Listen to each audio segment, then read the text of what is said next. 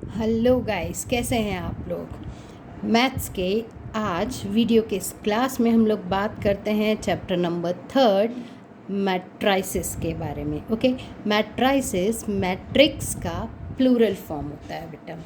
अब यहाँ हम लोग देखेंगे कि मैट्रिक्स का यूज़ कहाँ पर किया जाता है, क्यों यूज़ किया जाता है, किस तरह से हम लोग एक मैट्रिक्स को बना सकते हैं।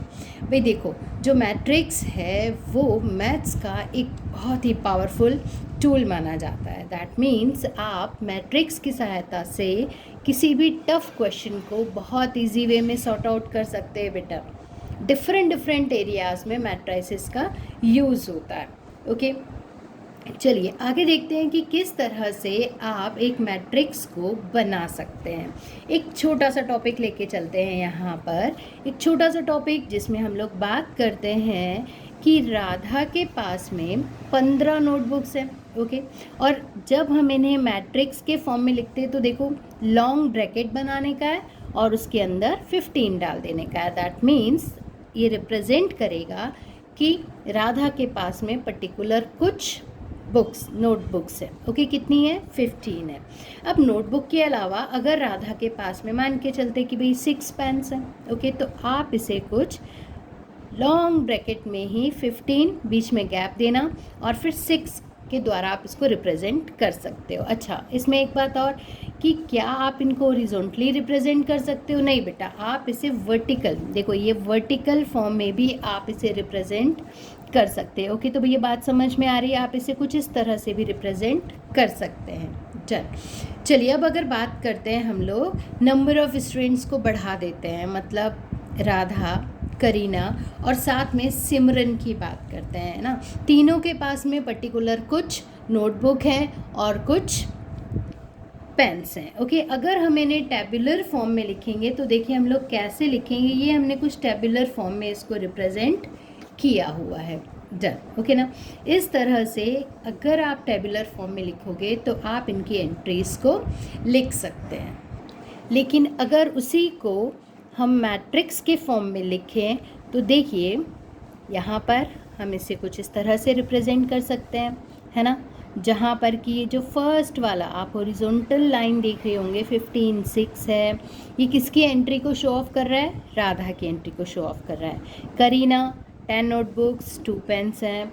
सिमरन के पास में 13 नोटबुक्स और 5 पेन्स हैं। ओके, अब ज़रा चेक करके चलते हैं। देखो यहाँ पर जो ओरिजोनटल लाइन है आपको दिख रही होगी, अगर आप इसे ओरिजोनटल फॉर्म में देखते हैं, ठीक है, तो ये क्या होती है? ये होती है फर्स्ट रो, है ना। फिर सेकंड ओरिजोनटल लाइन के एलिमेंट कौन से हैं? 10 और 2 है, तो ये बन जाएगी सेकंड रो बेटा।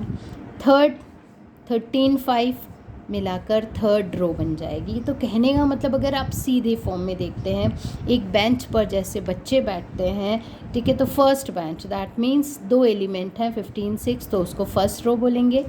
इसी तरह से थर्ड रो तक पहुंचते हैं। सेम एज इट इज़ अगर आप इसी को वर्टिकली चेक करते हैं, वर्टिकली चेकआउट करते हैं, तो वर्टिकली जब हम लोग चेक करते हैं तो बेटा ये हमारे लिए बन जाता है फर्स्ट कॉलम, है ना। ये फर्स्ट कॉलम है और ये सेकंड कॉलम है। ओके, तो मतलब खड़ा हुआ तो कॉलम, लेटा हुआ तो रो। ओके, अच्छा, अब रो पहले लिखा जाता है कि कॉलम पहले लिखा जाता है? अधिकतर बच्चे इससे बहुत ज़्यादा कंफ्यूज रहते हैं, है ना। तो भैया देखो, सबसे पहले ध्यान देना, एक ट्रिक है, कौन सी? RCB, yes, RCB। अब इसका यूज़ कैसे करेंगे बताती हूँ मैं आपको।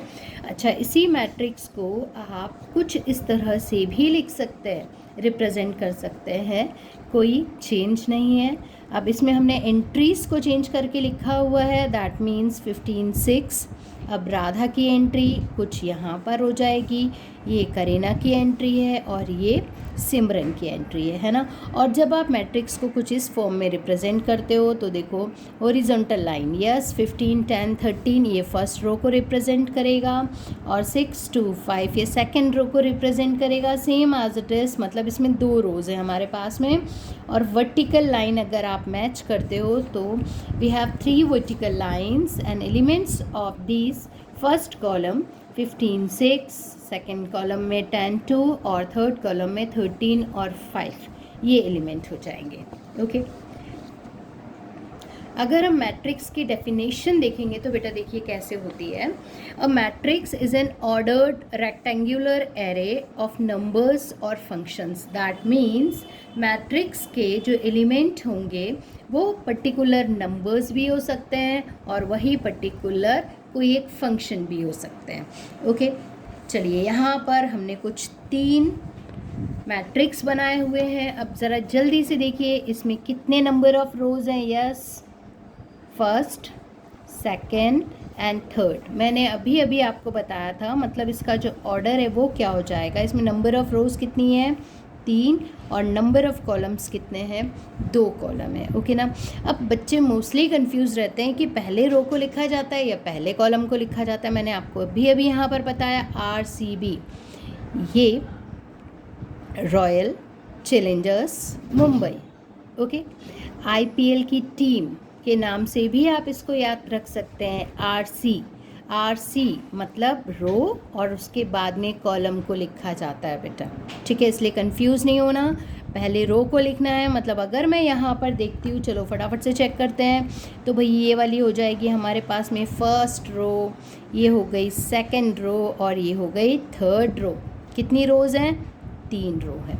ओके तो कॉलम कितने हैं, कॉलम चलो भी खड़े में लाइनें बनाते हैं। ये फर्स्ट कॉलम, ये सेकंड कॉलम और दीज आर थर्ड कॉलम। तो मतलब 3 रो हैं और 3 कॉलम हैं। ओके नेक्स्ट सी में बात करते हैं जब हम लोग, तो कितनी रोज़ हैं। यस ये फर्स्ट रो सीधा 1 + x x³ 3, second row this one, that means पहले रो को लिखेंगे तो 2 रो हैं हमारे पास में और कॉलम कितने हैं, ये फर्स्ट कॉलम, ये सेकंड कॉलम और ये थर्ड कॉलम। That means 2 × 3।